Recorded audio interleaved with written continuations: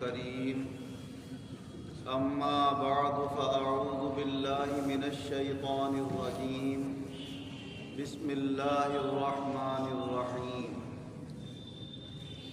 اللہ لا الہ الا هو الحی القیوم۔ اللہ تبارک و تعالی اپنے کلام عظیم کی اس مبارک آیت میں ہمیں یہ سکھا رہا ہے کہ ہم اس مبارک آیت کو پڑھ کر اللہ کی ذات اور اس کے صفات کا ذکر کس طرح کریں۔ اس کا مطلب ہے اللہ وہ ہے جس کے سوا کوئی عبادت کے لائق نہیں، وہ ہمیشہ سے زندہ ہے اور ہمیشہ قائم رہنے والا ہے۔ لا تأخذہ سنۃ ولا نوم، نہ اس کو اونگ پکڑتی ہے اور نہ اسے نیند آتی ہے۔ لہ ما فی السماوات وما فی الارض، جو کچھ آسمانوں میں ہے وہ بھی اسی کا ہے اور جو زمینوں میں ہے وہ بھی اللہ کا ہے۔ من ذا الذی یشفع عندہ الا بإذنہ، کون ہے جو اللہ کے سامنے کسی کی سفارش لا سکے جب تک کہ اللہ کی اس کو اجازت نہ ہو۔ یعلم ما بین ایدیہم وما خلفہم، جو لوگوں کے آگے ہوتا ہے، سامنے ہوتا ہے، وہ اسے بھی جانتا ہے، اور جو لوگوں کے پیچھے ہوتا ہے اسے بھی جانتا ہے، یعنی وہ ظاہر کو بھی جانتا ہے اور باطن کو بھی جانتا ہے، کھلے ہوئے کو بھی جانتا ہے اور چھپے ہوئے کو بھی جانتا ہے، اس سے کوئی چیز ڈھکی چھپی نہیں ہے۔ وَلَا يُحِيطُونَ بِشَيْءٍ مِّنْ عِلْمِهِ إِلَّا بِمَا شَاءَ، اور لوگ اللہ کے علم کو اپنے احاطے میں اور گھیرے میں نہیں لا سکتے، بس ان کو اتنا ہی علم ہے جتنا اللہ نے انہیں چاہا عطا فرمایا۔ وَسِعَ كُرْسِيُّهُ السَّمَاوَاتِ وَالْأَرْضِ، اس کا قبضہ، اس کی قدرت اور اس کی عظیم شان کا قبضہ اور کرسی تمام آسمانوں کو اور زمینوں کو اپنے گھیرے میں اور احاطے میں لیے ہوئے ہیں۔ وَلَا يَئُودُهُ حِفْظُهُمَا وَهُوَ الْعَلِيُّ الْعَظِيمُ، اتنے بڑے آسمان اور اس میں کیا کیا چیزیں، زمین اور اس میں کیا کیا انتظامات اور نظام کب سے اللہ چلا رہا ہے اور ہمیشہ اس نظام کو چلاتا رہے گا جب تک دنیا ہے، جب تک نظام چل رہا ہے۔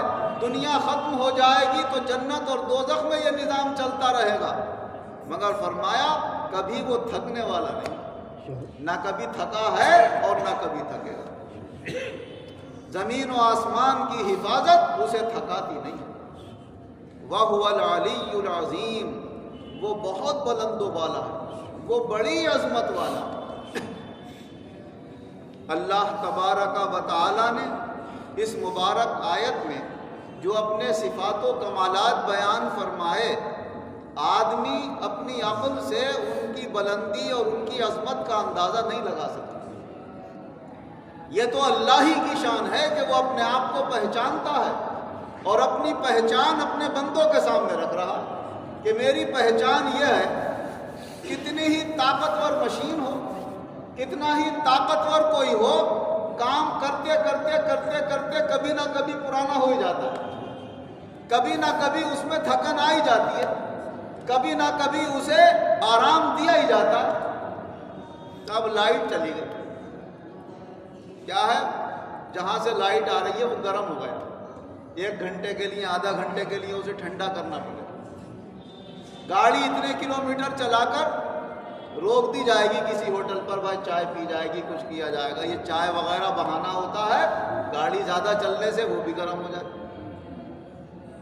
کوئی بڑی سے بڑی دنیا کی مشین آپ لے لیں، یہ نہیں ہوگا کہ جب سے بنی ہے جب تک رہے گی وہ چلتی ہی رہے، چلتی ہی رہے، کبھی کوئی خرابی آ جائے گی، کبھی گرم ہو جائے گی، کبھی اسے آرام دینا پڑے گا، اس صورت سے وہ چلے گی۔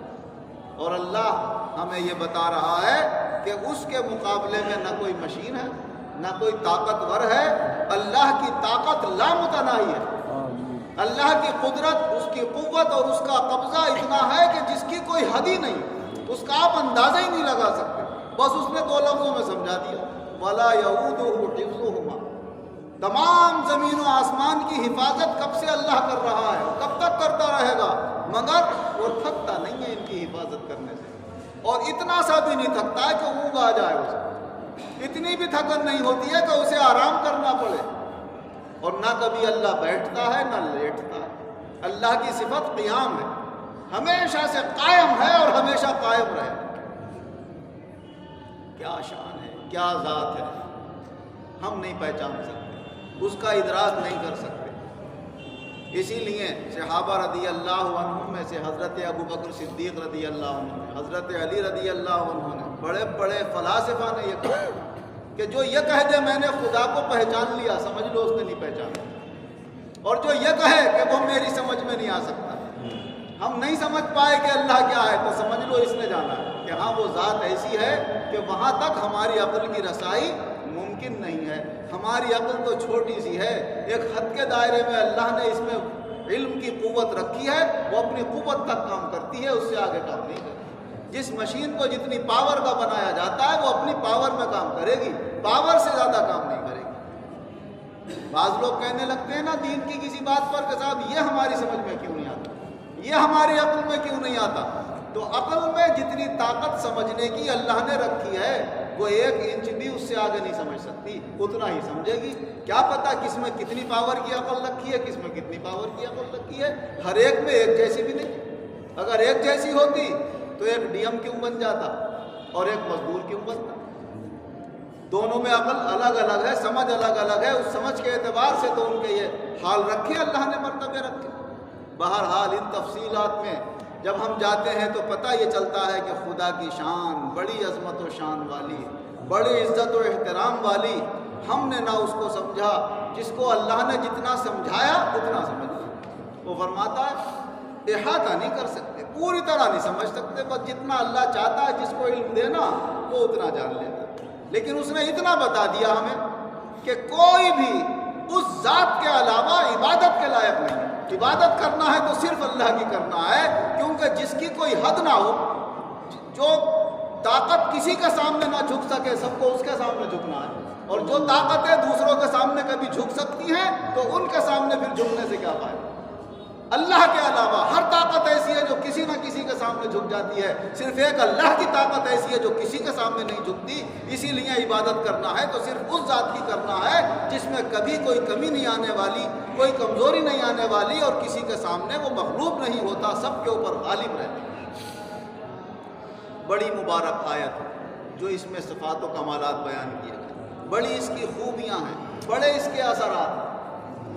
حضرت ابی بن کعب رضی اللہ عنہ روایت کرتے ہیں کہ حضور صلی اللہ علیہ وسلم نے ارشاد فرمایا، اے ابو المنذر، یہ بتاؤ تمہارے پاس جو قرآن عظیم تمہارے سینے میں ہے، اس قرآن پاک میں سب سے زیادہ عظمت والی آیت کون سی؟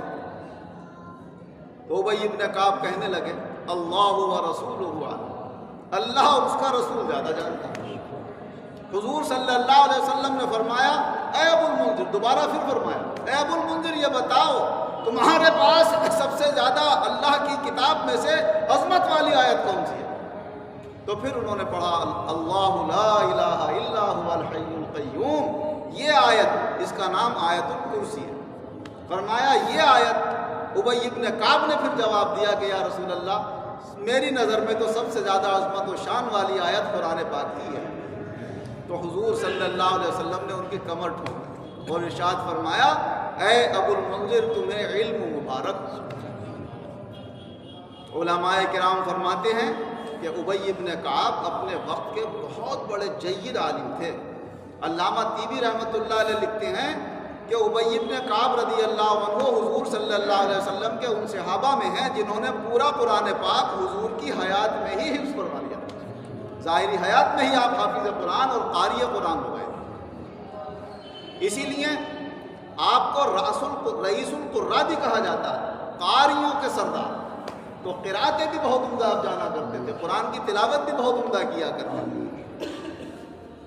یہ مبارک آیت، بڑے اس کے اثرات۔ حضرت ابو ہریرہ رضی اللہ عنہ روایت فرماتے ہیں کہ حضور صلی اللہ علیہ وسلم نے ایک مرتبہ مجھے رمضان کی زکوٰۃ کا محافظ اور نگراں بنا دیا کہ بھائی تم اس کی دیکھ بھال رکھو۔ کہ رات کا وقت تھا، میں پہرا دے رہا تھا، ایک شخص آیا اور غلہ لے کر بھرنے لگا، تو میں نے جا کے ہاتھ پکڑ لیا اس کو۔ کہنے لگا بہت پریشان ہوں، بچوں کا بیوی بچوں کی ذمہ داریاں ہیں، بھوک کا عالم ہے، بہت شدت کی ضرورت ہے، چھوڑ دو مجھے۔ تو کہا میں نے چھوڑ دیا اس کو۔ جب وہ چلا گیا، صبح ہوئی، میں حضور صلی اللہ علیہ وسلم کی خدمت میں حاضر ہوا تو حضور صلی اللہ علیہ وسلم نے فرمایا ابو ہریرہ رات کے چور کا کیا ہوا؟ کہا یا رسول اللہ ایسے ایسے اس نے بڑے واسطے دیے اور بڑا پریشان حالت بتائی، مجھے رحم آیا، میں نے چھوڑ دیا۔ کہا بہت جھوٹا ہے، وہ رات کو پھر آئے گا۔ دوسری رات ہوئی تو پھر وہی غلے میں ہاتھ ڈال کے کہا میں بھی انتظار کر رہا تھا، کیونکہ جب رسول اللہ صلی اللہ علیہ وسلم نے فرما دیا کہ وہ آئے گا تو مجھے یقین تھا کہ ضرور آئے گا۔ جیسے ہی اس نے غلے میں ہاتھ ڈالا میں نے پھر ہاتھ پکڑ لیا، تو اس نے پھر وہی میرے بچے بھوکے ہیں اور پریشانی کا عالم ہے اور مجھے چھوڑ دو گا نا، آج نہیں چھوڑوں گا، کل تو تم کہہ کے چلے گئے۔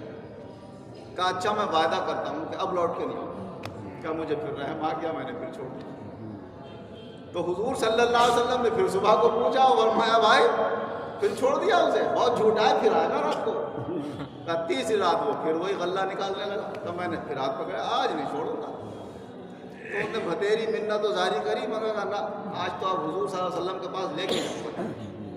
کہا اچھا اگر تم مجھے چھوڑ دو گے نا تو میں تمہیں ایک ایسی آیت بتاؤں گا کہ اس کو پڑھ کر اگر اپنے بستر پر لیٹ کر اسے پڑھ لو گے تو ساری رات اللہ اپنی طرف سے ایک محافظ تمہارے اوپر مقرر کر دے گا اور کوئی چیز تمہیں رات بھر نقصان نہیں پہنچا پائے گی اور شیطان کے اثر سے بھی رات بھر محفوظ رہو گے۔ اور فرمایا وہ ہے آیت الکرسی، اور اس نے پوری آیت الکرسی ان کو پڑھ کر سنائی اور چلا گیا۔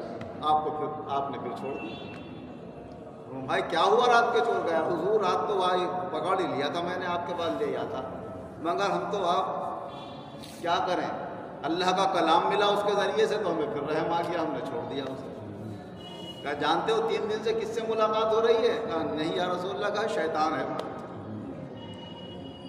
ہمیشہ جھوٹ بولا ہے، مگر کہا رات سچ بولا ہے۔ واقعی آیت الکرسی میں اللہ نے یہی فضیلت رکھی ہے۔ تو اللہ تبارک و تعالیٰ نے اس مبارک آیت میں یہ تاثیر رکھی ہے کہ رات کو سوتے وقت خاص طور سے اسے پڑھنا چاہیے، اور روزانہ کم سے کم 24 گھنٹے میں ایک مرتبہ اپنے اوپر، اپنے گھر والوں پر اور گھر پر اور کاروبار ہو تو اس پر پڑھ کر پھونکنا چاہیے۔ اللہ تعالیٰ نظروں سے، برے اثرات سے، تمام چیزوں کی حفاظت فرماتا ہے۔ اللہ تبارک و تعالیٰ ہمیں اپنے کلام عظیم کا ادب و احترام بھی کرنے کی توفیق عطا فرمائے اور اس کو زیادہ سے زیادہ حاصل کرنے کی بھی توفیق عطا فرمائے۔ آمین وآخر دعوانا ان الحمدللہ الحمدللہ رب العالمین والعاقبۃ للمتقین والصلاة والسلام علی خیر خلقہ محمد وآلہ واصحابہ اجمعین۔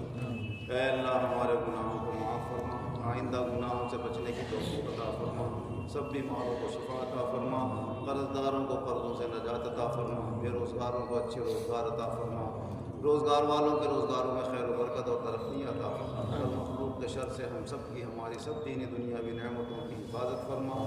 ہر جگہ مسلمانوں کی، ان کے جان مال عزت آبرو کی، دینی دنیاوی نعمتوں کی، عبادت گاہوں کی، مزارات کی، مدارس و مساجد کی اللہ ہر جگہ حفاظت فرما۔ دشمنان اسلام کی سازشوں کو ناکام بنا، مسلمانوں کو بھی اتفاق و اتحاد سے رہنے کی توفیق عطا فرما، عقل سلیم اور ہوش عطا فرما، ہمارے ایمان میں مضبوطی پیدا فرما، اخلاق حسنہ عطا فرما، نیک نیتی سے اپنی رضا کے لیے سب نیک کام کرنے کی بہتر سے بہتر طریقے سے توفیق عطا فرما۔